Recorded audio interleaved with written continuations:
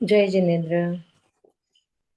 Varthaman education and research institute में आप सभी का बहुत बहुत स्वागत है। Vardhaman education and research institute के एडमिशन चालू हुए हैं और BA MA Prakrit and Jain study के डिग्री प्रोग्राम हमारे यहाँ विश्वकर्मा यूनिवर्सिटी के साथ कोलैबोरेशन हुआ है और आपको विश्वकर्मा यूनिवर्सिटी से आपको डिग्री प्राप्त होती है। ये सभी क्लासेस हमारे ऑनलाइन ही चलते हैं। सोमवार से गुरुवार दोपहर को 2 से 5 में हमारे क्लासेस चलते हैं। अब आ रही है आवाज? जय Jinendra. Vardhaman education and research institute के हमारे एडमिशन चालू है BA MA Prakrit and Jain study और हमारे ये जो क्लासेस चलते हैं ये दोपहर को 2 से 5 में ऑनलाइन ही चलते हैं और आपको सिर्फ एग्जाम के लिए 4 दिन पुणे आना रहता है। हम जो ये रोज बोल रहे हैं पर इसका बहुत अच्छा परिणाम हो रहा है। एटलीस्ट इंक्वायरी तो भी कर रहे हैं सभी जन। अभी अभी मेरे को 5 मिनट पहले औरंगाबाद से भी फोन आया था। तो सभी को धन्यवाद कि आप ज्यादा से ज्यादा लोगों तक हमारे ये डिग्री प्रोग्राम का पैम्पलेट आप पोस्ट कीजिए और ज्यादा से ज्यादा लोगों तक ये डिग्री प्रोग्राम के बारे में बोलिए। हमारे यहाँ पे पीएचडी भी चालू है। अभी 16 लोग पीएचडी कर रहे हैं। परम पूज्य संयम प्रीति जी महाराज साहब जी भी हमारे यहाँ से पीएचडी परस्यू कर रहे हैं और बहुत अच्छे से सभी जन अध्ययन कर रहे हैं। अभी तक 150 विद्यार्थी हमारे इंस्टीट्यूट में सीख रहे हैं और मैं आपको बोलना चाहती हूँ कि ज्यादा से ज्यादा लोग बहुत दूर दूर से, मतलब आगरा से, जयपुर से, जोधपुर से, सिंगापुर से एक एडमिशन हुआ है, दुबई वाले इंक्वायरी कर रहे हैं, दो बहुत दूर दूर से एडमिशन हो रहे हैं। महाराष्ट्र वाले, पूना वाले सब जन जागो, जल्द से जल्द एडमिशन लो, क्योंकि अगर मैं ये और ज्यादा में ज्यादा 10 दिन एक्सटेंड करूंगी उसके बाद आप बोल रहेंगे तो भी मैं एडमिशन दे नहीं पाऊंगी। इसके लिए आप सभी से रिक्वेस्ट है कि जल्द से जल्द आप इंक्वायरी कीजिए। कुछ क्या पोर्शन है पूछ लीजिए महेश भैया से, मेरे से। हम पूरा डिटेल आपको भेजेंगे पर आप जरूर जरूर प्रयास कीजिए कि डिग्री प्राप्त करने का, क्योंकि जो डिग्री आप प्राप्त करेंगे उसमें इतना नॉलेज मिलेगा, आपको बहुत अच्छा नॉलेज मिलेगा। हमारे प्रोफेसर बहुत अच्छे से आपको अध्ययन कराएंगे। इसके लिए मैं सच में आपको बहुत बहुत रिक्वेस्ट कर रही हूँ कि जरूर जरूर आप थोड़ा सा कष्ट करके ये मैसेज हमारे सभी और वायरल कीजिए। आप खुद भी सीखना चाहते हो तो जरूर जरूर प्रयास कीजिए। परम पूज्य प्रीति सुधा जी महाराज साहब की सुशिष्या स्वाध्याय प्रेमी पूज्य श्री संयम प्रीति जी महाराज साहब जी एवं सौ शकुंतला जी चोडिया, इनके मुखारविंद से हम सभी जन अध्ययन कर रहे हैं सूत्र प्रदान सूत्र और आज हमारा 13वां क्लास है और बहुत अच्छे से आप सभी जन अध्ययन कर रहे हैं। जो फेसबुक पे देखते हैं, जो यूट्यूब पे देखते हैं, वो भी सभी जन बहुत अच्छे से अध्ययन कर रहे हैं। उन सभी का भी बहुत बहुत स्वागत है। परम पूज्य संयम प्रीति जी महाराज साहब जी एक साथ मथेन वंदामी, भावपूर्वक मथेन वंदामी, श्रद्धा पूर्वक मथेन वंदामी। बोलिए शांतिनाथ भगवान की जय। आचार्य भगवंत की जय। नमो अरिहंताणं, नमो सिद्धाणं, नमो आयर्याणं, नमो वज्रायाणं, नमो लोये तव साहूणं। एसो पंचन मुक्तारो तव पावपनासनो। मंगलानं च सभ्यसिं परमं भवहि मंगलम्, परमं भवहि मंगलम्। श्री मिंदर स्वामी महाराज आपकी आज्ञा, भगवान आपकी आज्ञा, गुरु गोविंद जी महाराज आपकी आज्ञा। सूत्र कृतांत सूत्र का अध्ययन करने की आज्ञा चाहते हैं। सुदंसनस्य वजसो गिरिस पौच्चयै महतोपवयस्य। एतो वमे समणनाय पुत्रे जायि जसोदंसननानशीले,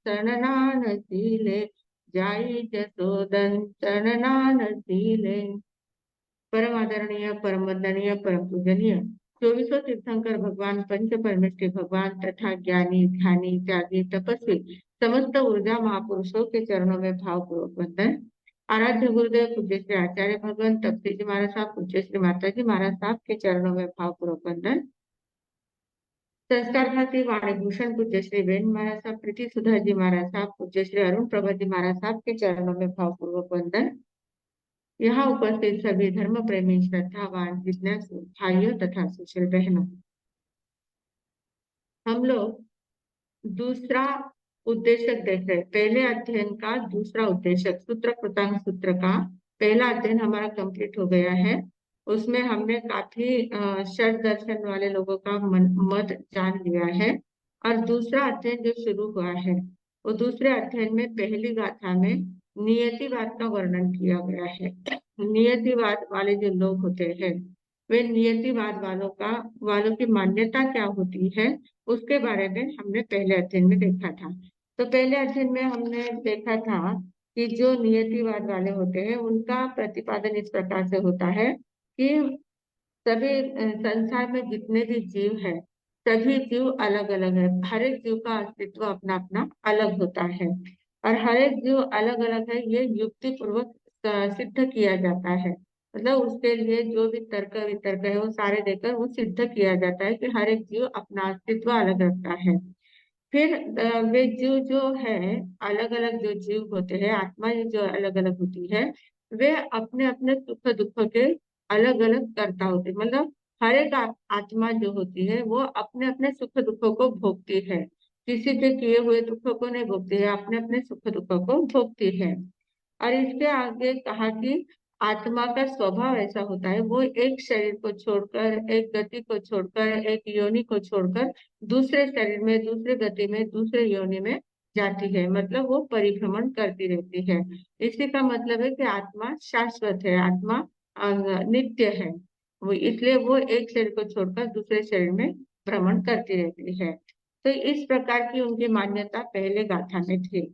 तो ये जो मान्यता थी, ये मान्यता जैन दर्शन को भी मान्य है। हम लोग भी ऐसा ही मानते हैं, बहुत सारे लोग ऐसा मानते हैं।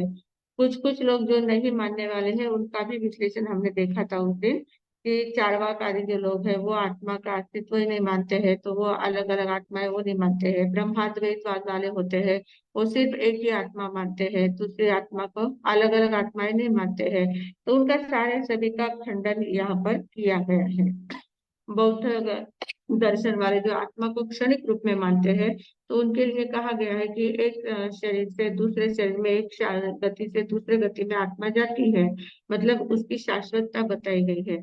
तो इस प्रकार सभी का खंडन करते हुए उन्होंने अपनी जो बात रखी है, वो जैन दर्शन को यहाँ तक तो मान्य है, इस बात को मानते हैं। पर आगे की जो गाथा है, यहाँ जो नियतिवाद का विषय लेने का कारण है, तो उस कारण को अब दूसरी और तीसरी गाथा में बता रहे हैं। क्योंकि अपने जैसी ही मान्यता अगर है, समान मान्यता वाले हैं, तो उनका निषेध करने का या उनका समाधान करने का, स्पष्टीकरण करने का कोई सवाल नहीं आता है। हमारे जैसे ही अगर वो है, तो उनका अलग विषय लेने की जरूरत नहीं है। पर उनकी यहाँ तक मान्यता बराबर है, इसके आगे क्या मान्यता है, वो आगे की दो गाथाओं में बताया गया है। दूसरी और तीसरी गाथा में बता रहे हैं कि नतम संयम कड़म नतम नतम संयम कड़म दुखम कवन्न कड़म चणम सुहम वा जयी वा दुखम सेहियम वा असह्यम संयम कड़म न अन्यहिम वेदयन्ति पुढोजिया संग इयम तम तहाते सिम इह मेगेसिम आहियम। इस प्रकार उनका कहना क्या है। नतम स्वयं कड़म दुखम कवो अन्न कड़म चणम। अब उनका कहना है कि पहले उन्होंने क्या कहा कि हर एक जीव अपने अपने सुख दुख का भोगता है, सुख दुख का अनुभूति हर एक जीव अपने अपने करता है। तो इस गाथा में उन्होंने क्या कहा, न तम स्वयं कड़म दुखम, वो जो सुख दुख का भोगता है, वो स्वयं, स्वयं यानी स्वयं, स्वयं कड़म यानी कृत, यानी स्वयं करता नहीं है। उन दुख सुख दुख को भोगता भले ही है, पर उनका कर्ता वो नहीं है, स्वयं करता नहीं है।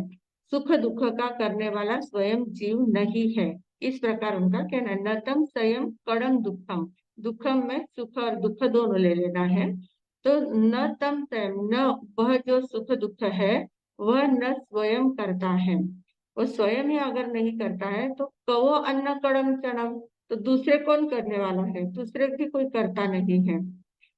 अन्न कड़म यानी अन्य कृत, दूसरों के द्वारा कवो यानी किया हुआ नहीं है। चरणम यानी न स्वयं सुख दुख का करता है, न दूसरे कोई उसके सुख दुख को करने वाला है। फिर क्या होता है, तो सुहम व जयी व दुखम, सेहियम व असेहियम।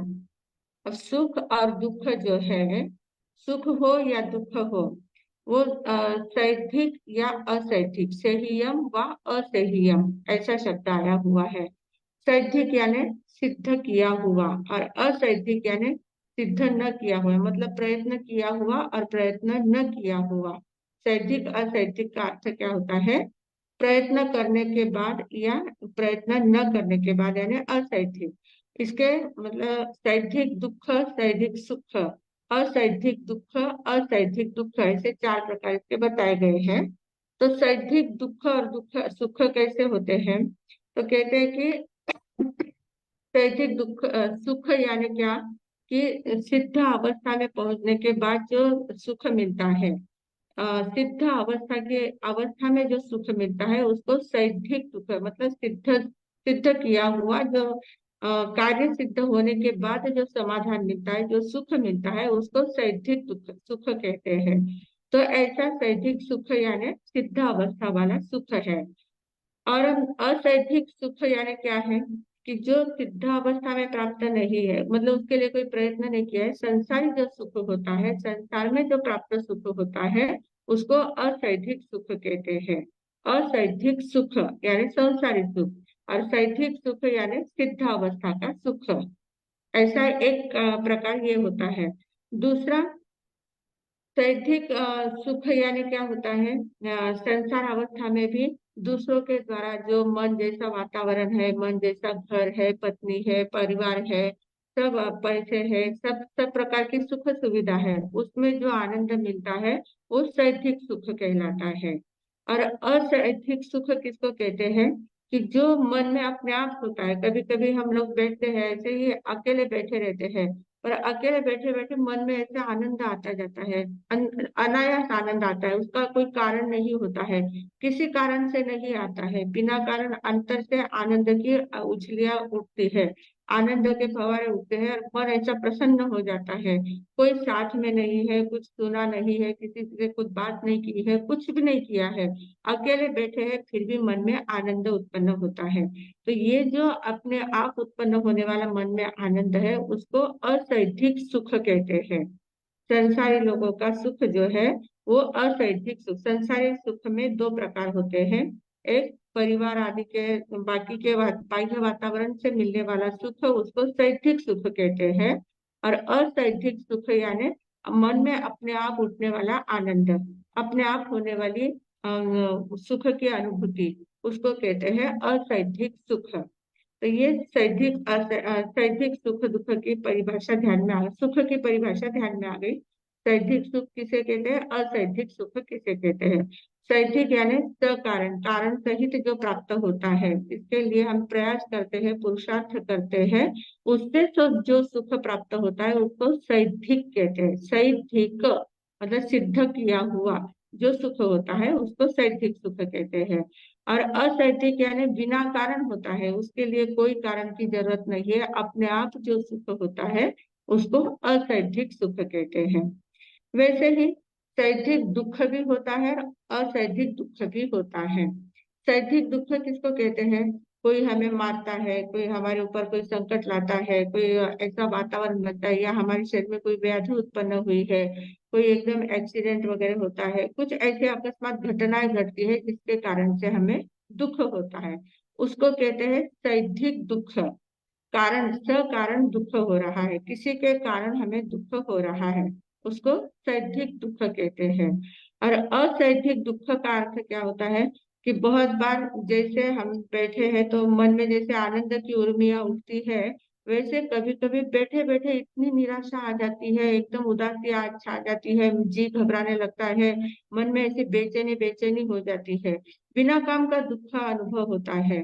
कुछ भी कारण नहीं है, कुछ याद आया नहीं है, किसी ने कुछ बोला नहीं है, कुछ घटना घटी नहीं है, कुछ भी नहीं हुआ है, पर मन में ऐसी हुरहुर लग जाती है, ऐसी बेचैनी बेचैनी बढ़ जाती है। ऐसा भी बहुत बार होता है, सभी को ये अनुभव होता है।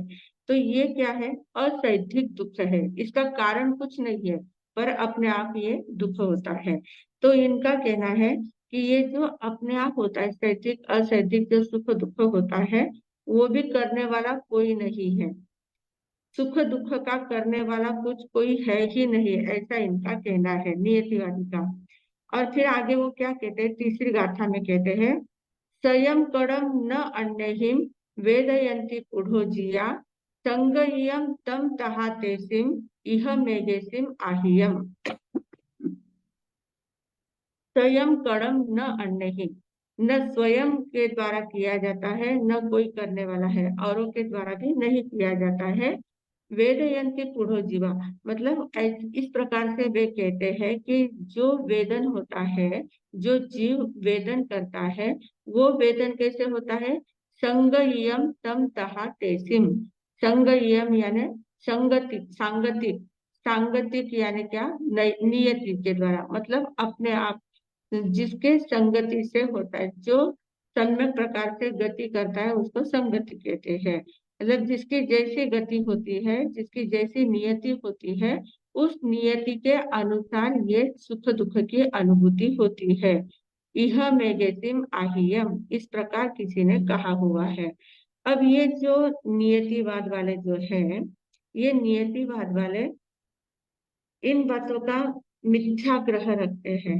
मतलब उनका एक कथन तो बराबर था कि हर एक आत्माएं अलग है, आत्माएं अपने अपने सुख दुख का कर्ता भोगते हैं, सुख दुख को भोगने वाला आत्मा है, और हम एक भाव से दूसरे भाव में, एक गति से दूसरे गति में जाने वाली आत्मा है। इन सारी बातों को हम बराबर मानते हैं, पर इसके आगे उनका क्या कहना है कि जो सुख दुख आत्मा भोगता है, वो वह न स्वयं करता है, न और कोई करता है। और कोई के साथ उनका लक्ष्य जो है, उनका कहने का तात्पर्य जो है, वो और कोई जो है वो अन्य कर्मवादी है, या स्वभाववादी है, पुरुषार्थवादी है, या नियतिवादी है। मतलब ये जो पांच कालवादी जो होते हैं, हम जो पांच समवाय कहते हैं, उन पंच समवाय का लक्ष्य उनका है कि वो भी कुछ करते नहीं, काल भी कुछ करता नहीं है, कर्म भी कुछ करता नहीं है, स्वभाव भी कुछ करता नहीं है, प्रभाव पुरुषार्थ भी कुछ करता नहीं है। जो कुछ होता है वो सारा नियति के द्वारा ही होता है, नियति अपने आप सब कुछ होता है। नियति की ऐसी शक्ति है कि वो सब कुछ अपने आप करती है, उसको किसी की जरूरत नहीं है। इस प्रकार की जो उनकी एकांत मान्यता है, ये मान्यता मिथ्या है। इस मान्यता को हम लोग नहीं मान सकते, क्योंकि जैन दर्शन अनेकांतवादी है, और जैन दर्शन में पंच समवाय को बहुत महत्व दिया गया है। कोई भी घटना घटित होती है हमारे जीवन में, जो जो भी घटनाएं घटित होती है, उसके पीछे पांच कारण होते हैं। पंच समवाय जब मिलते हैं तभी कुछ बात बनती है। पांच अंगुलियां है, पांचों अंगुलियां जब मिलती है तभी हमारी मुट्ठी बनती है। पांचों अंगुलियां में से एक नहीं हो तो मुट्ठी बराबर नहीं हो सकती। मुट्ठी को अगर बांधना है तो पांचों अंगुलियां होना जरूरी है। तो इस प्रकार कुछ भी हमें करना है, घर में रसोई भी करना है, एक हलवा आपको बनाना है, तो हलवा बनाने के लिए भी आपको आटा चाहिए या बादाम चाहिए, जो भी वस्तु का, जिस चीज का हलवा बनाना है वो चीज चाहिए, उसके साथ घी चाहिए, उसके साथ शक्कर चाहिए, उसके साथ बर्तन चाहिए, अग्नि चाहिए, और फिर इतना सब कुछ होने के बाद खिलाने वाली कोई औरत चाहिए, औरत या कोई हाथ चाहिए, कोई व्यक्ति चाहिए। उसके वो जब बनाएगा तभी वो बन सकता है। मतलब ये सभी चीजें जब मिलती है तब एक हलवा बनता है। इसमें से कुछ कम रहा तो हलवा बराबर बन नहीं पाएगा। तो ये जो भी बात बनानी है, संसार में जो भी घटनाएं घटित होती है, जो जो भी काम होते हैं, उसके पीछे पंच समवाय काम करते हैं। पंच समवाय में क्या होते हैं? पहला है काल, काल समवाय। काल समवाय क्या करता है? कि आपको किसी भी बात की कितनी भी जल्दी है, कितना भी कुछ आपको स्पीड में करना है, पर फिर भी काल अपना अस्तित्व रखता है। बच्चे को अगर जन्म भी देना है तो माँ को 9 महीने तक उसकी राह देखनी पड़ती है। 9 महीने तक उसका काल परिपक्व होता है, तभी उसका जन्म होता है। मतलब नियत काल में ही उसका जन्म होगा, काल के बिना वो जन्म नहीं ले सकता। आपने पौधा बोया है, अगर आपके आंगन में पौधा बोया है तो आपको लगता है कि पौधा बोया तुरंत पेड़ उगकर आना चाहिए, तो ऐसा नहीं होता है। उसका भी अपना एक समय होता है। उतना काल पूरा होने के बाद ही उस पौधे में अंकुर आएगा, फिर उसको पुष्प आएंगे, फिर पत्ते आएंगे, फल आएंगे, पुष्प आएंगे, सब कुछ उसके बाद बाद उसकी क्रिया होगी। तो जैसे जैसे काल पकेगा वैसा वैसा ही वो हो सकता है। जो भी अब बच्चा है, छोटा बच्चा है, तो हमें लगता है कि वो जल्दी से बड़ा हो जाना चाहिए, पर वो जल्दी से बड़ा नहीं होगा। जैसे जैसे उसका काल होगा वैसे वैसे वो बढ़ता जाएगा। पहले बाल्य अवस्था में रहेगा, फिर किशोर अवस्था में आएगा, फिर युवा अवस्था में आएगा, फिर प्रौढ़ अवस्था में आएगा, फिर वृद्धावस्था की ओर जाएगा। ऐसे उसका क्रम से आगे आगे वो बढ़ेगा। जैसे जैसे काल बीतता जाता है, हर एक वस्तु का अपना काल होता है। उस काल में ही वो वस्तु बराबर परिपक्व होती है। अपने ऋतु भी होते हैं, अलग अलग ऋतु होते हैं, उस ऋतु में वही फल आते हैं, उस काल में वही फल आते हैं, उस काल में वही सब्जियां आती है, उस काल में उसी प्रकार का वातावरण निर्माण होता है। ठंडी के दिन आए कि हर एक के घर में लड्डू बन जाते हैं, गर्मी के दिन आए कि हर एक के घर में आम आ जाते हैं, बारिश के दिन आए तो हर एक के घर में तपश्चर्या शुरू हो जाती है। तो ये एक मौसम का, काल का एक प्रभाव होता है। हर एक का अपना अपना काल का प्रभाव होता है। तो ये काल एक समवाय है। आपको हलवा भी बनाना है तो आपने सोचा अब तुरंत बन गया, ऐसा नहीं है। उसकी पूरी प्रोसेस होती है, उतने प्रोसेस में उतना समय उसको लगता ही है। रसोई भी करनी है, कितनी भी जल्दी है पर फिर भी उसको उतना समय लगता ही है। रसोई भी एकदम अपने आप अचानक बोल दिया और तुरंत हो गया, ऐसा नहीं होता है। उसकी भी प्रोसेस होती है और उतना समय उसको लगता ही है। कुकर भी भले आप लगा देते हैं, पहले चावल दाल चावल सीखने में चूल्हे पर करते थे या गैस पर करते थे तो उसको टाइम लगता था। पर अब कुकर में जल्दी होता है, स्पीड में हो जाता है, पर फिर भी उसको उतना काल तो लगता ही है। तुरंत लगा तुरंत हो गया, ऐसा नहीं होता है। काल का अपना एक महत्व होता है। तो काल के अपेक्षा से वो जो भी सुख दुख है, जो भी मनुष्य अपने कर्म करता है या सुख दुख को भोगता है, अपने अपने काल के अनुसार वो भोगता जाता है। ऐसे नहीं है कि अभी बांधा कर्म तुरंत उदय में आ गया, ऐसा नहीं होता है। तो काल का अपना एक प्रभाव होता है। दूसरा होता है कर्म। कर्मों का भी अपना एक प्रभाव होता है। कर्म या कर्म भी एक समवाय है, समवाय का नाम है कर्म। समवाय का अर्थ क्या है? 5 वस्तुएं मिलकर समवाय यानी सम प्रमाण में जब मिल जाती है, सम प्रमाण में मिलने के बाद जो कार्य घटित होता है उसको समवाय कहते हैं। 5 वस्तुओं का एक साथ मिलना उसको समवाय कहते हैं। तो उसमें काल का हमने देखा। दूसरा है कर्म। कर्म यानी हम जिस प्रकार से कर्म करते हैं उस प्रकार से हमारे कर्म बंध होते जाते हैं। जो जो क्रियाएं हम करते हैं उसकी प्रतिक्रिया हमें मिलती जाती है। वो कर्म का अपना एक प्रभाव होता है। जैसे हमने कर्म बांधे हैं वैसे हमको भुगतने पड़ते हैं, वो भी समय आने पर उदय में आते हैं। तुरंत कर्म बांधे और तुरंत उदय में आ गए ऐसा नहीं है। समय पर वे उदय में आते जाते हैं, उसकी उसकी स्थिति जैसे जैसे पूरी होती जाती है वे उदय में आते हैं और अपना फल देते हैं। तो कर्मों का भी अपना एक प्रभाव होता है। कर्म के अनुसार ही हमें परिस्थिति मिलती है, वातावरण मिलता है, शरीर मिलता है, गति मिलती है, जाति मिलती है, जो जो भी बातें मिलती है अपने अपने कर्मों के अनुसार मिलती है। तो कर्म का भी अपना एक प्रभाव होता है। कर्म के बिना कुछ नहीं होता है। कर्म कर्म ही सब कुछ पूरा हमें संसार में परिभ्रमण कराने के लिए कारण जो है वो कर्म है। कर्म के कारण ही हम संसार में परिभ्रमण करते हैं। जब कर्मों को नष्ट कर देते हैं तब हमें मोक्ष की प्राप्ति हो जाती है। तो इस प्रकार हर संसार में जो जो भी कार्य होता है वो अपने अपने कर्मानुसार होता है। दो व्यक्ति है साथ में एक जैसा व्यापार कर रहे हैं, एक जैसा व्यापार करते हैं, दोनों ने एक जैसे कपड़े लाए हैं, दोनों ने की दुकानें एक जैसी है, सब कुछ एक जैसा है, पर एक व्यक्ति ऐसा लकी होता है कि उसको जैसे दुकान खोलता है कि तुरंत उसके ग्राहक शुरू हो जाते हैं और इतनी ज्यादा वो कमाई कर लेता है। और दूसरा व्यक्ति वैसे ही सामान उसके भी दुकान में है, पर उसके यहाँ कोई ग्राहक जाता ही नहीं है, वो कुछ कमाई कर ही नहीं पाता है जल्दी से, बहुत मुश्किल से थोड़ी बहुत कमाई करता है, और एक व्यक्ति इतनी ज्यादा कमाई कर लेता है। तो ये किस कारण से होता है? यह ना नियति काम करती है, न पुरुषार्थ काम करता है, यहाँ कर्म काम करते हैं।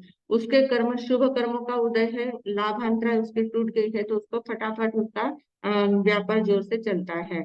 और जिसकी लाभांतराय बंधी हुई है, लाभांतराय का उदय है, तो वो प्राप्त नहीं कर सकता, उसकी कमाई नहीं हो सकती है। तो ये सारा कर्मों का प्रभाव है। कर्म के प्रभाव से ही दुनिया में हम जो जो भी विचित्रताएं देखते हैं, विभिन्नताएं देखते हैं, वो सारा कर्मों का अपना अपना प्रभाव होता है। तो ये कर्म भी एक पुरुषार्थ है। कर्म यानी करना है, हलवा भी बनाना है तो वो क्रिया करनी पड़ेगी। सामान इकट्ठा करना है, फिर उसमें कौन सा पहले डालना है, बाद में कौन सा डालना है, फिर उसको किस प्रकार से हिलाना है, कितने प्रमाण में हिलाना है, कितने प्रमाण में उसमें शक्कर डालनी है, ये सारी बातें कर्म के अनुसार, मतलब ये क्रिया करने पर ही वो हलवा बन सकता है। मतलब हलवे के लिए काल की भी आवश्यकता है, कर्म की भी आवश्यकता है, कर्म भी करना पड़ता है। फिर आगे है स्वभाव।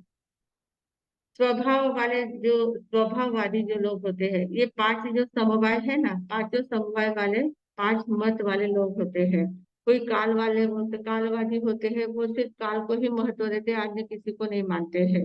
कर्मवादी जो होते हैं वो सिर्फ कर्म को ही मानते हैं, अन्य किसी को भी नहीं मानते हैं। वैसे स्वभाववादी जो लोग होते हैं, उनका कहना होता है कि संसार में जो कुछ भी चीजें हैं, जो कुछ भी वस्तु है, जो कुछ भी उत्पत्ति है, वो सारी स्वभावगत होती है। हर एक वस्तु का अपना अपना स्वभाव होता है, और उस स्वभाव के अनुसार ही उसमें परिणमन होता जाता है। स्वभाव के अनुसार ही परिणमन होता है, अन्य कोई उसका कारण नहीं होता है। दूसरे के किसी की उसको सहायता की जरूरत नहीं होती है। जितनी भी सृष्टि का, निर्मिति का जो जो कारण है, वो उसका अपना स्वभावगत कारण है। हम लोग भी ऐसा ही मानते तो है, स्वभाव को तो हम मानते ही है, वस्तु सहाव धम्मो, ये सूत्र हम मानते हैं। तो वस्तु का स्वभाव, स्वभाव में रहना, ये सूत्र बराबर है, ये धर्म की परिभाषा हम बराबर मानते हैं। पर स्वभाव ही सब कुछ है ऐसा नहीं मानते हैं हम। स्वभाव से होता है, स्वभाव में ही परिणमन होता है, हर एक का अपने अपने स्वभाव से ही परिणमन होता है, ये बात एकदम सही है। जैसे जो जो भी पदार्थ की उत्पत्ति होती है, मिट्टी जो है, मिट्टी से ही घड़ा बनेगा, मिट्टी से कपड़ा नहीं बन सकता है। मिट्टी में घड़ा बनने का स्वभाव है, मिट्टी का स्वभाव है कि वो घड़े के आकार में बन सकता है। वैसे कपड़ा नहीं बनेगा, मिट्टी से कपड़ा नहीं बन सकता है। और जो सूत होता है, धागा होता है, उसी से कपड़ा बनता है, उससे घड़ा नहीं बनेगा। मतलब अपने अपने स्वभाव के अनुसार ही पदार्थ की उत्पत्ति होती है, ऐसा इनका कहना होता है। जो कांटों में तीक्ष्णता होती है, जो कांटे होते हैं ना, उसमें नुकीलापन होता है, चुभने का स्वभाव उसका होता है। तो वो नुकीलापन कहाँ से आया? वो अपना स्वाभाविक है, उसका स्वभाव है वो। जो पशु पक्षी हम देखते हैं, हरिण जो होते हैं, इतनी सुंदर उनकी आंखें होती है, उनकी आंखों की उपमाएं दी जाती है, हरिणाक्षी कहा जाता है। तो इतनी सुंदर उसकी आंखें होती है। तो ये सुंदर आंखें, सुंदरता उसको किसने दी है? वो हरिण का स्वभाव है, उसका अपने स्वभाव के कारण से उसको सुंदर आंखें मिली है। कोयल इतनी सुंदर कुहुकती है, इतनी सुंदर उसकी आवाज निकलती है। कौवा जो होता है वो कर्कश आवाज वाला होता है। तो ऐसा क्यों होता है? ये परिवर्तन क्यों है? वो अपना स्वभाव है, उनके उनके स्वभाव के अनुसार वो होता है। पक्षी देखते हैं कितने प्रकार के, उनके विविध रंग के पंख होते हैं। जो तितलियां होती है, कितने सुंदर सुंदर कलर उनके होते हैं। वो कौन कौन देता है वो कलर? वो अपने स्वाभाविक है, उनका स्वभाव है, स्वभाव के कारण से होता है। ये सब कुछ स्वभाव से ही होता है। हम लोग देखते हैं मूग, मूग जो होते हैं उसमें कुछ कुचिर, कोरडू जिसको कहते हैं, कुचिर होते हैं। तो वो दिखने में मूंग जैसे ही होते हैं, मूंग जैसे ही दिखते हैं, पर उनको कितना भी भिगो, कितना भी सीजने के लिए डाल दो, कुछ भी करो, वो वैसे के वैसे ही रहते हैं, वो न भीगते हैं न सीजते हैं। तो ये क्यों होता है? ये उसका स्वभाव है। कुचिर का अपना स्वभाव होता है कि वो सीजेगा भी नहीं और भीगेगा भीगेगा भी नहीं, वो जैसा है वैसा पत्थर जैसा ही बना रहेगा। तो ये स्वाभाविक स्वभाव हर एक मतलब हर एक वस्तु का अपना अपना स्वभाव होता है, और उस स्वभाव के अनुसार ही वो परिणमन करता है। ये बात बराबर है। पर स्वभाववादी का कहना क्या होता है कि जैसे आम का बीज बोया तो आम का ही वृक्ष आएगा, उसमें नीम नहीं लगेगा। जैसे पपीता का बीज बोया है तो उसको पपीता ही लगेगा। तो जैसा बीज बोया जाता है वैसा ही फल लगता है, ये उसका स्वभाव है। ये बात बराबर है। पर उनका इसके आगे क्या कहना होता है कि मनुष्य में जो पुरुष है वो पुरुष मरकर पुरुष ही बनता है, स्त्री मरकर स्त्री ही बनती है, मनुष्य मरकर मनुष्य ही बनेगा, पशु बनकर पशु ही बनेगा। ये जो ही लगाते हैं और ये जो उनकी मान्यता है, ये मान्यता उनकी गलत होती है। ऐसा नहीं है। पर पुरुष है तो वो अपने कर्मों के अनुसार कभी स्त्री का भी बंध कर सकता है, स्त्री योनि का भी बंध कर सकता है, कभी पशु भी बन सकता है, पक्षी भी बन सकता है, नरक में भी जा सकता है, देवगति में भी जा सकता है। हर एक स्थान पर जैसे कर्म करता है वैसे वो कर्म का बंध, जैसे कर्म का आयुष्य का बंध जैसे करता है उस प्रकार की गति में वो जाता है। पर इनकी मान्यता क्या होती है, स्वभाववादी की मान्यता क्या होती है कि पुरुष मरकर पुरुष ही बनेगा, स्त्री मरकर स्त्री ही बनेगी, जो जिसका स्वभाव है वैसा ही बनेगा। ऐसी इनकी मान्यता। तो ये गलत मान्यता है, एकांत मान्यता है, यहाँ हम उसको मिथ्या धारणा कहते हैं। आगे है पुरुषार्थवादी। पुरुषार्थवादी जो होते हैं उनका कहना है कि दुनिया में पुरुषार्थ किए बिना कुछ भी नहीं होता है। हलवा आपको बनाना है तो हलवा बनाने के लिए आपको उसमें सब कुछ तैयार है। आटा भी तैयार है, घी तैयार है, अग्नि तैयार है, बर्तन तैयार है, शक्कर तैयार है, सब कुछ तैयार है। व्यक्ति भी तैयार है, बनाने वाली व्यक्ति भी तैयार है।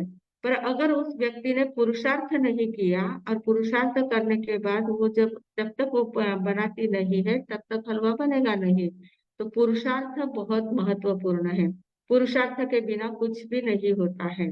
दुनिया में सब कुछ हो, कितना भी हम भाग्य के भरोसे पे कभी बैठ नहीं पाते हैं, बैठना नहीं चाहिए, ऐसा उनका कहना है।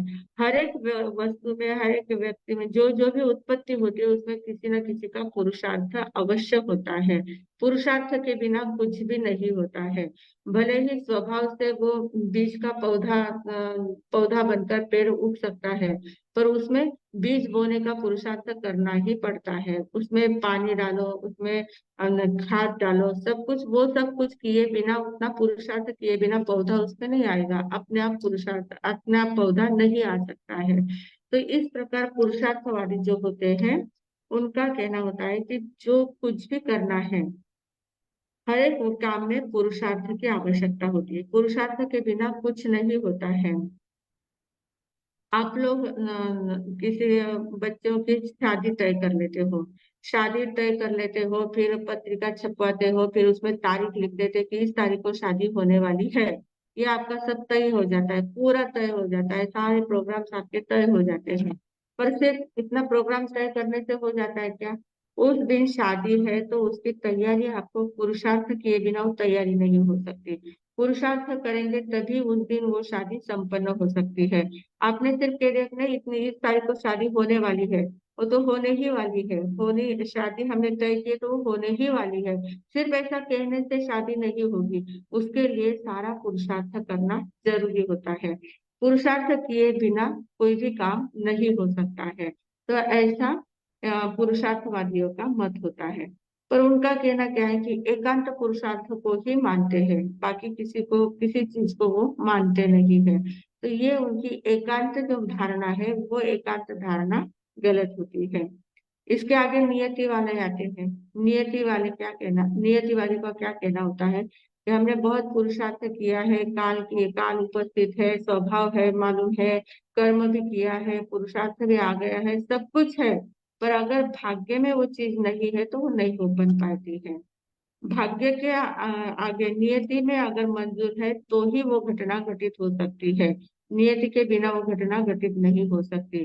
हलवा बनाने के लिए बहन बैठी है, पुरुषार्थ भी कर रही है, कर्म भी कर रही है, सभी वो चीजें भी है, काल भी है, स्वभाव भी है, सब सब कुछ है, सब कुछ कर रही है, पर वो हलवा उसके हाथ से व्यवस्थित बनने का योग नहीं है, अगर उसके नियति में हलवा बनाना नहीं है।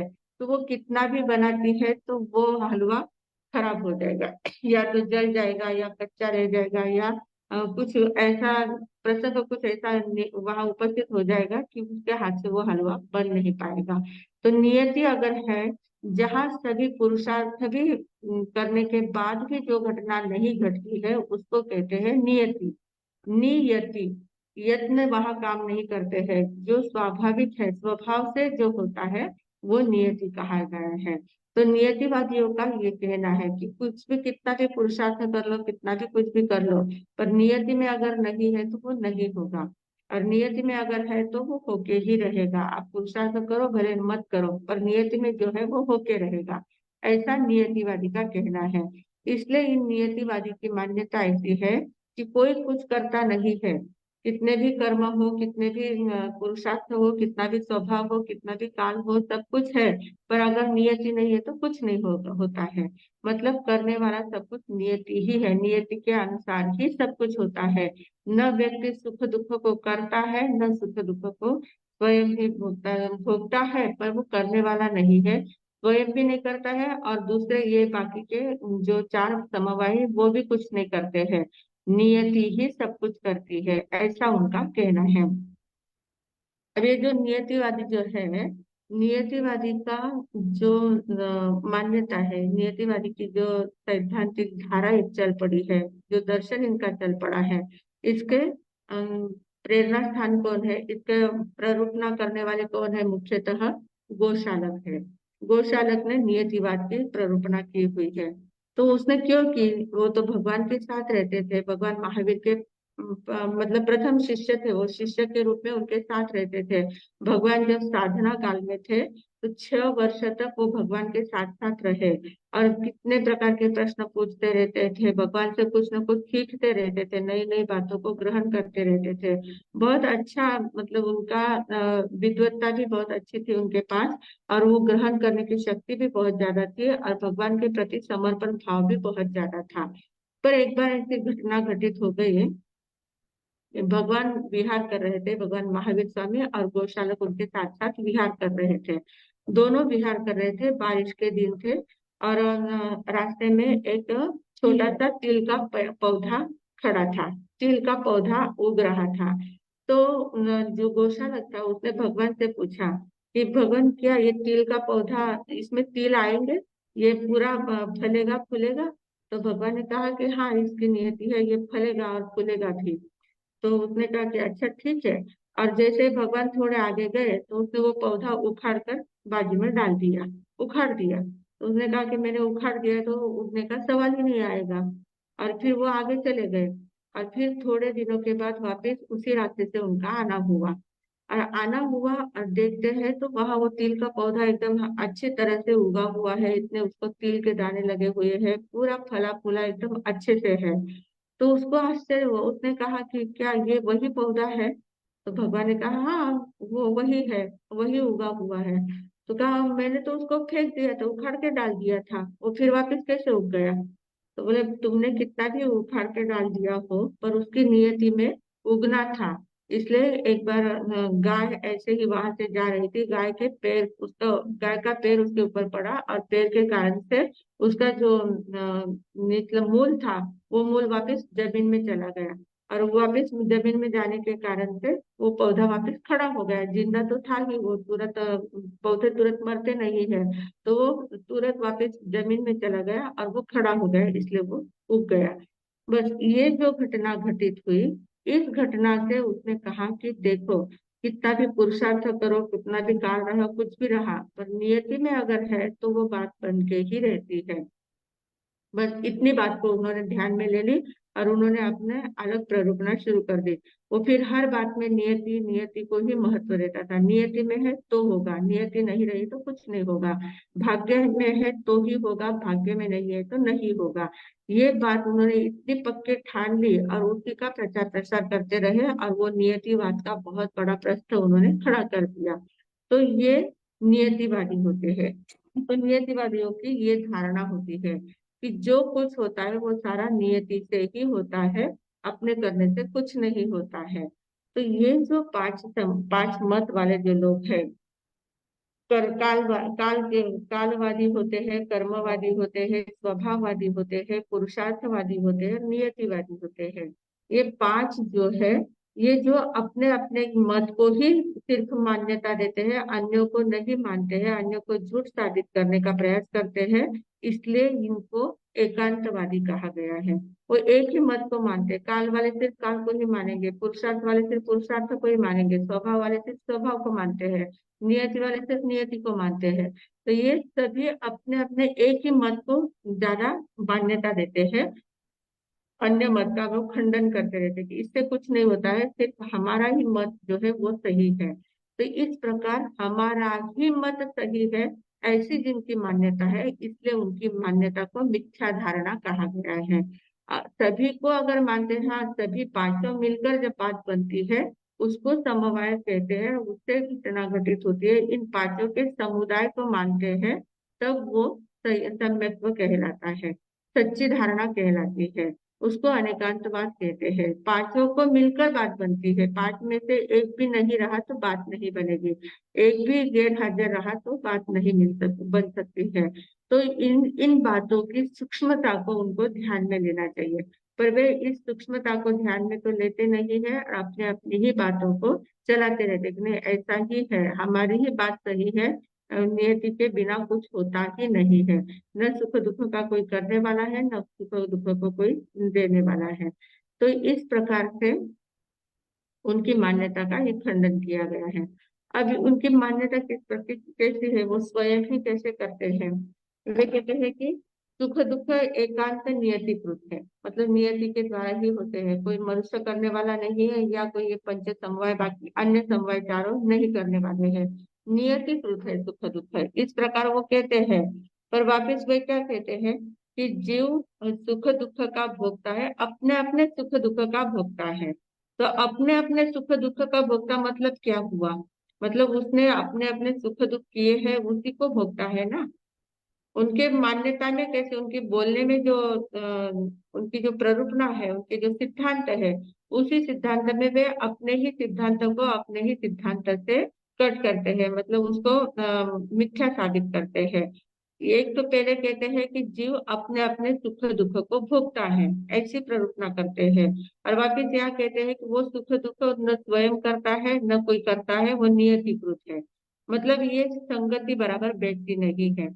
जो नियतिकृत है तो वो अपने सुख दुख कैसे हुए, वो नियति के हो गए ना, वो हमारे कहाँ हो गए, हम उसको क्यों भोग रहे हैं, हम उन सुख दुख को कैसे भोग सकते हैं। तो इस प्रकार उनकी जो मान्यता है वो मिथ्या मान्यता है। यहाँ पर हमारा वाद विवाद चलता है कि इस मान्यता को हम नहीं मान पाते हैं, क्योंकि वो दिखने में ही दिखता है कि जो नियति करती है तो उसको हम क्यों भोगेंगे, नियति ही भोगेगी, हम क्यों उसमें पीछे जाते हैं।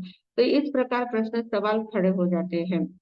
इसलिए चौथी जो गाथा है, उस चौथी गाथा में कहा है कि उनकी जो बुद्धि है वो कैसी अज्ञानता की ओर चलती है, अज्ञान के कारण वो कैसी ग्रसित हो गई है, अज्ञानता के से ग्रसित होने के कारण से वे पूरी बात सोच नहीं पाते हैं। इस बात को बताने के लिए चौथी गाथा बताई है, मतलब उनके उनके जो मान्यता है उसका समाधान करने के लिए चौथी बात गाथा बताई है। एवमेयानि जपन्ता बालापण्डीयमानिनो नियया निययं तन्तम् अयानन्ता अबुद्धिया। इस प्रकार जो नियतिवाद ने जो प्रतिपादन किया है, उनकी जो वस्तु तत्व जो उनका प्रतिपादन है कि जो सुख दुख है वो सुख दुख न स्वयं जीव करता है, न कोई कर्म पुरुषार्थ आदि करते हैं, वो नियति कृत ही होता है, इस प्रकार की उनकी जो मान्यता है। वे नियतिवादी जो है वे वस्तु तत्व से अनभिज्ञ है, वे वस्तु तत्व को बराबर जान नहीं पाते हैं, उनको उनकी वो अज्ञानता है। एवं यानी जपंता यानी जलपंथी जो बोलते हैं, इस प्रकार से जो बोल रहे हैं, वो बाला पंडीय मानिनो, वे स्वयं बाला है, बाला यानी अज्ञानी है, और पंडीय मानिनो यानी स्वयं को पंडित मान रहे हैं, स्वयं को ज्ञानी मानते हैं। जो अज्ञानी लोग होते हैं ना, वे स्वयं को बहुत ज्यादा बुद्धिमान मानते रहते हैं, उनको लगता है कि मुझे सब कुछ आता है, थोड़ा बहुत कुछ पढ़ लिया तो उनको लगता है कि मेरे जैसा कोई होशियार है ही नहीं, मुझे सब कुछ आता है। इस प्रकार जो अज्ञानी जितना ज्यादा अज्ञान होता है वो उतना स्वयं को ज्यादा ज्ञानी मानता है। इसलिए कहा कि बाला पंडिय मानिनो, मतलब वो अज्ञानी है पर स्वयं को पंडित मानता है। नियया निययम संतम, नियया निययम संतम, यानी कुछ बातें नियत होती है, कुछ बातें अनियत होती है। नियया निययम मतलब नियत और अनियत, संतम यानी होती है। सुख दुख जो मनुष्य भोगता है, आत्मा जो सुख दुख की अनुभूति करता है, उसमें कुछ बातें नियत होती है और कुछ बातें अनियत भी होती है। मतलब पंच समवाय से बनी हुई कुछ बातें होती है और कुछ कुछ बातें भाग्य के भरोसे भी होती है। बहुत पुरुषार्थ करने के बाद भी दुख आता है तो वो भाग्य नियत हो गया। पर पुरुषार्थ करके दुख को हम कर्म कर सकते हैं, ये अनियत हो गया। तो मतलब कुछ बातें नियत होती है, कुछ बातें अनियत होती है। अयानंता अबुद्धिया, ये अज्ञानता के कारण से अज्ञानवश वे मानते नहीं है, इस बात को वे अज्ञानवश मानते नहीं है। जो बातें, कुछ बातें नियत की भी होती है, कुछ बातें अनियत की भी होती है, मतलब बाकी अन्य समवाय से भी कुछ बातें बनती रहती है। पर इस बात को वे अज्ञानता वश के कारण से वो मानते नहीं है, ये ही उनकी बड़ी अज्ञानता है। तो इस प्रकार चौथी गाथा में उनका खंडन किया है, उनको बताया है कि सभी बातें नियति से ही नहीं होती है, नियत से होती है, बहुत सारी बातें होती भी है और कुछ बातें अनियत सी भी होती है। सभी पंच समवाय मिलने के बाद भी कुछ कुछ बातें घटित होती है। सभी बातें भाग्य के भरोसे बैठकर नहीं चलता है, भाग्य का साथ रहा तो बातें बनती जाती है। कभी कभी भाग्योदय हो जाता है, हमारे नियति में कुछ पुरुषार्थ नहीं किया, कुछ नहीं किया, अपने आप कहीं लॉटरी का टिकट लग जाता है, कहीं अचानक कुछ प्राप्ति हो जाती है, धन लाभ हो जाता है, या अचानक कुछ आनंद की उर्मियां उठती रहती है, सुख की अनुभूति होती रहती है, कभी दुख की भी अनुभूति होती रहती है। तो ये नियत और अनियत दोनों के बातों से होती है। तैद्धिक और अतैद्धिक जो हमने पहले देखा है, वैसे ही नियत और अनियत ये दोनों बातें भी होती है। दोनों को स्वीकार करना चाहिए, नियति को भी स्वीकार करो, अनियति को भी स्वीकार करो। मतलब पांचों समवाय को जब हम स्वीकार करते हैं तभी घटना घटित होती है और वही सत्य बात है।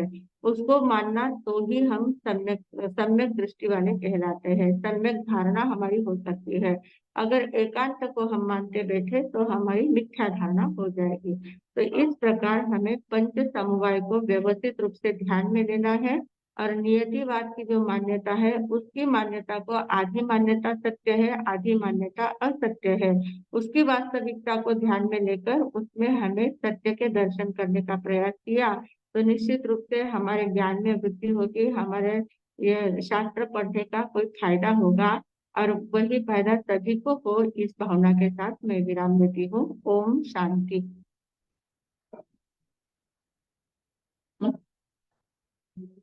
हम्म।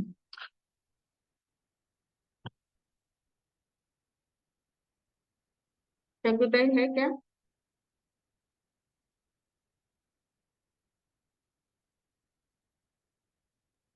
चकुताई है हाँ। मध्यानंदन वर्ष सभी जिज्ञासु साधकों को जय जिनेन्द्र। अभी दर्शन का हमने देखा है, अभी हमारा चल रहा है कि इस पांच समवाय से सारी बातें घटती है। इसमें पहले नियतिवाद वाले जो है, हर एक की मान्यता अलग अलग है और एकांतवादी बनकर अगर हम चलेंगे तो कोई भी घटना नहीं हो सकती। नियतिवादों की मान्यता है कि नियति के अनुसार ही सब कुछ होता है। उन्होंने ये मान लिया है कि आत्मा, सभी की आत्मा अलग अलग है, सुख दुख का भोगता है, लेकिन वो सुख दुख स्वयं कृत नहीं है या किसी से करवाया गया नहीं है, वो नियति के अनुसार ही होता, ऐसी उनकी मान्यता है। तो उस मान्यताओं को अनेकांत दृष्टि से भगवान ने समझाने का प्रयास किया है कि जब पांच समवाय होते हैं तभी कोई घटना घटती है। जैसे नियति, फिर बताया है काल समवाय। अगर काल परिपक्व होने पर ही सारी घटना घटती है। जैसे उदाहरण दिया हमारे सामने कि बालक होता है और तुरंत हम सोचते हैं कि जल्दी बड़ा हो जाएगा और काम करने लगेगा, तो ऐसा नहीं होगा। जब उसका समय आएगा, बालक से वो किशोर अवस्था में आएगा, फिर युवा होगा, फिर आगे चलकर एक घटना घटती है, यानी काल के अनुसार ही। जैसे आज बीज बोया है और 8 दिन के बाद तुरंत उसको वृक्ष आ जाए, तो ऐसा कभी होता नहीं। समय के अनुसार ही सारा कुछ होता है। तो पहला है नियति, बताया नियति वालों की नियति, कि सभी बातें नियति के अनुसार भी हो सकती है, यह पहला है। फिर बताया है काल के अनुसार सब होगा। 5 समवाय हम देख रहे हैं। उसके आगे अगर हमने नियति और काल को मान लिया, लेकिन आपके जैसे कर्म है उस कर्म के अनुसार फल मिलने वाला है। जैसे हम चाहते हैं कैसा ही जो भी कुछ हो रहा है, अगर सब जैन धर्म तो सर किस पर है सारा, कि कर्म के अनुसार ही सब कुछ होता है। तो कर्म महत्वपूर्ण तो है, जैसी क्रिया करोगे वैसा ही हमें क्या मिलने वाला, फल मिलने वाला है। नियति, काल और कर्म। फिर उसके आगे बताया कि स्वभाव, संसार की जो भी वस्तु है उसके स्वभाव के कारण होती है। जैसे फूलों में कभी कांटों में नुकीलापन होता है, पंछी अपने आप उड़ सकते हैं, ये सारा क्या है, उनके स्वभाव के अनुसार होता है। और संसार की जो वस्तु है उसके कारण ही उस सभी बातों में परिणत होती है। वत्थु साहो धम्मो, यह स्वभाव से होता है, ये बराबर है, लेकिन स्वभाव के कारण, जैसे मिट्टी से ही घड़ा बनेगा, धागों से ही सूत के धागों से ही कपड़ा बनेगा, तो ऐसा नहीं हो सकता। आम का बी बोया तो आम ही आएगा, और पपई का बोया तो पपई आएगा। जैसा बी बोते हैं वैसा ही होता है, यानी स्वभाव के अनुसार ही फल मिलता है। अभी नियति, काल, कर्म और स्वभाव सारी बातें हैं, लेकिन अगर हमने पुरुषार्थ नहीं किया तो बगैर पुरुषार्थ का कुछ होने वाला नहीं। ये 5 समवाय जब इकट्ठा हो जाते हैं तब घटना घटती है। इसमें से एक की भी कमी रही तो कुछ नहीं हो पाता। तो जो नियतिवादी है, कि उन्होंने जो सोच लिया है कि जो अपने अपने सुख दुख का भोगता है वह न स्वयं कृत है न दूसरों से करवाते हैं, होना हरे नियति के अनुसार होता है, तो वह अज्ञानी अवस्था है। और अज्ञानी अवस्था होते हुए भी वो स्वयं को क्या मानते हैं, पंडित मानते हैं, क्योंकि उनका जो एकांतवादी जो बनते हैं ना, तो अपने हाँकते हैं कहीं कहीं पर भी, किसी का सुनने के लिए तैयार नहीं होते हैं। तो ये जो बातें हैं कि इस प्रकार कुछ बातें नियतिकृत भी होती है, कुछ बातें अनियतिकृत भी होती है। अगर हमने माना है कि काल के अनुसार ही सब होगा, लेकिन उसके लिए आपको कर्म करना पड़ेगा, पुरुषार्थ करना पड़ेगा, स्वभाव भी लगेगा और नियति भी, सारा कुछ करने के बाद भी अगर कार्य सफल नहीं होता तो हम बोल देते हैं कि देखो इतना करने पर भी मेरे भाग्य में ही नहीं है, इसलिए नहीं हो रहा है। तो ये सारी बातें, ये सारी घटनाएं घटती है, लेकिन जिस समय हम 5 समवाय को समझेंगे तभी हमारा कार्य सफल होगा। तो इसको सूक्ष्म दृष्टि से देखना है, इस पर चिंतन मनन करना है, एक ही हटवादी नहीं बनना है। अनेकांतवाद दृष्टि हमारी रहेगी तो ही हम कोई भी कार्य सिद्ध कर सकते हैं। तो सूक्ष्म दृष्टि बनाने का और 5 समवाय को अच्छी तरह से जानकर सारी घटना किस तरह से घटती है इसका अगर हम विचार करेंगे तो ही हम कुछ प्राप्त कर सकते हैं। इसी मंगल भावना के साथ मैं विराम लेती हूँ।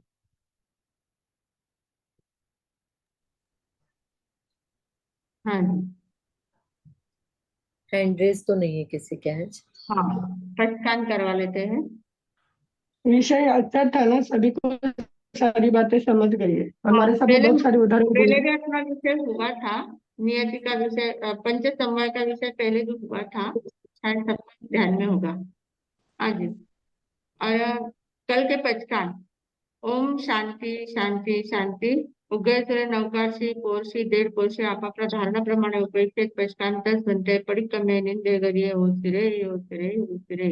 कल का एकाच ना ओम शांति शांति शांति उपेत्र एकस्नार एक उपरांत दिवस नाटिनिया रत्नाच्या विहार पचकान अनंथना भोगरम सहस्त्रागरणम सव समाही वत्ती आगरणम उसिरे उसिरे उसिरे। कल का आयन बिल, आज बहुत लोगों ने आयन बिल किया है। करीबन 1 लाख के ऊपर आयन बिल हुए हैं। बहुत सारे प्रचार प्रसार भी बहुत ज्यादा था। आज हमारे गुरुदेव आनंद ऋषि जी महाराज साहब का जन्मदिन मनाया जा रहा है और उस जन्मदिन के उपलक्ष्य में आयन बिल भी इतने सारे हुए हैं। और औरंगाबाद में हमारे पूज्य उपाध्याय प्रवर प्रवण ऋषि जी महाराज साहब है, उनके सानिध्य में करीबन 2100 अठैया हुई है। 2100 अठैया है।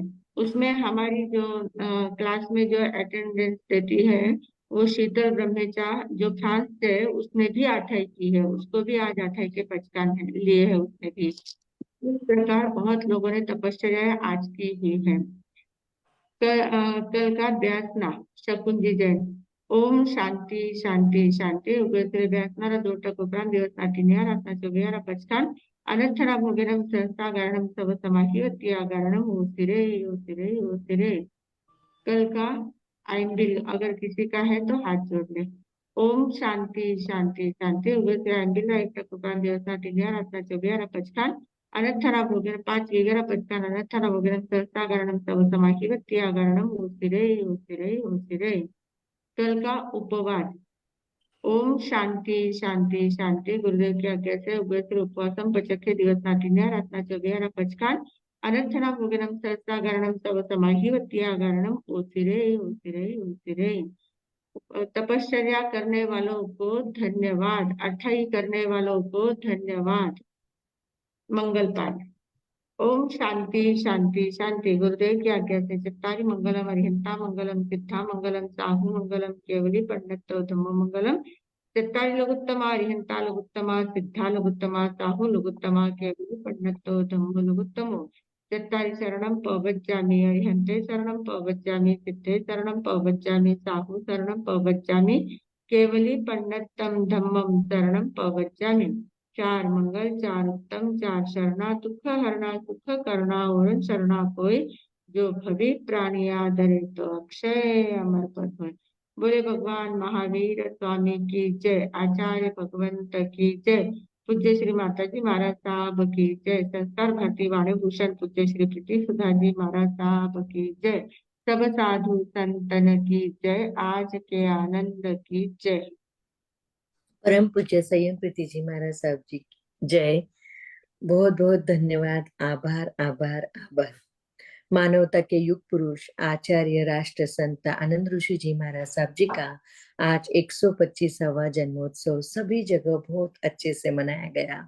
Vardhaman education and research institute की तरफ से सभी को भी बहुत अच्छे से उनकी बधाई। आनंद ऋषि जी महाराज साहब जी के चरणों में कोटि कोटि वंदन नमन। ऐसे हमारे राष्ट्र संत, इनका जन्मोत्सव औरंगाबाद में तो बहुत ही जोरदार मनाया गया है और हर स्थानक में बहुत अच्छे से मनाया गया है। और ऐसे ही उनका आशीर्वाद हम सब पे बरसता रहे।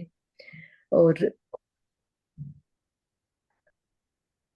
Varthaman education and research institute की तरफ से भी मैं आनंद ऋषि जी महाराज साहब जी के 125वें जन्मोत्सव पर सबको बहुत बहुत बधाई देती हूँ। शीतल जी बर्मेचा, इनको खूब खूब अनुमोदना। खास करके उन्होंने वहाँ यूएस में रह के 8वीं तप किया है, इसके लिए सच में बहुत दिल से उनको अनुमोदना अनुमोदना अनुमोदना। ऐसे ही आप धर्म दलाली करते रहिए और आगे बढ़ते रहिए। और शकुंतला जी चोटिया, इनको भी बहुत बहुत धन्यवाद देती हूँ। और सभी को बहुत बहुत अनुमोदना। जिन्होंने भी आज आइंबिल किए हैं उनको भी खूब खूब अनुमोदना। सुख साता रखना। Vardhaman education and research institute की तरफ से सबकी सुख साता पूछते हैं। अब हम मिलेंगे कल रात बराबर 8:30 बजे। सभी को शुभ रात्रि।